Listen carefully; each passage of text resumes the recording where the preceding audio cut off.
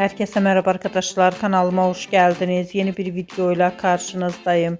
Arkadaşlar, bugünkü videomuzda başarılı ve karizmatik oyuncumuz Can Yaman'dan yepyeni görüntüler geldi.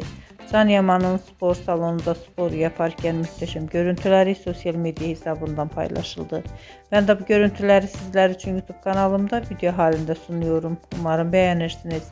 Arkadaşlar, videomu beğendiyseniz kanalımı izlemeyi ve bildirim butonuna basmayı unutmayın. Şimdilik benden bu kadar olsun. Yeni videomuzda görüşmek üzere. Hoşça kalın.